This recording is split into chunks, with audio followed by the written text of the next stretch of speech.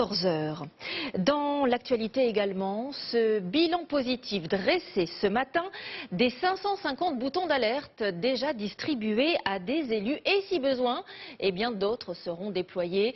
Il s'agit bien évidemment de lutter contre les violences dont ils sont victimes, mais vous allez voir que d'autres dispositifs existent pour nous, pour tout le monde, afin de prévenir les secours au plus vite. Exemple au Sables-d'Olonne avec Julie Caldéron, Jules Bocan et Renan Hélec. Un unique bouton à pousser.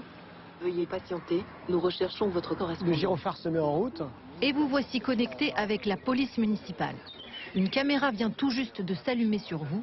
Cette borne SOS Police a été installée hier. C'est une arme supplémentaire pour que les gens se sentent bien et puissent avoir recours à une information, à être rassurés, de pouvoir discuter, de pouvoir être connectés directement et qu'on leur apporte une réponse. 8 bornes ont déjà été mises en place l'été dernier. Celle-ci se trouve devant un lieu très fréquenté, un lycée. Avoir une borne qui peut permettre à la fois un appel de secours, mais aussi tout simplement d'assistance, c'est le reflet d'un acte citoyen si l'on constate quelque chose.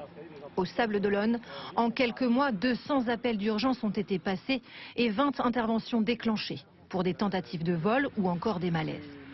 De l'autre côté de la caméra de la borne, ces agents municipaux sont présents 24 heures sur 24 dans ce centre de supervision pour répondre aux alertes. Police municipale, je vous écoute. Mais d'autres dispositifs ont été mis en place, comme cette montre équipée d'un système d'alerte et d'un GPS en cas d'agression.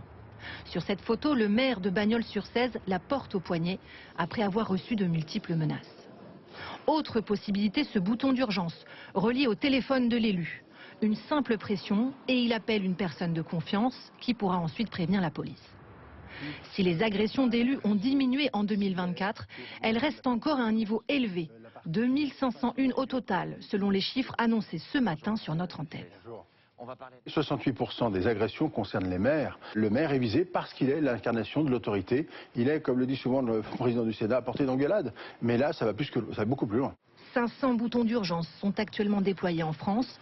Ils sont délivrés aux élus par le préfet de département. Le ministère de l'Intérieur annonce vouloir augmenter leur nombre pour permettre aux élus qui se sentent menacés d'en bénéficier.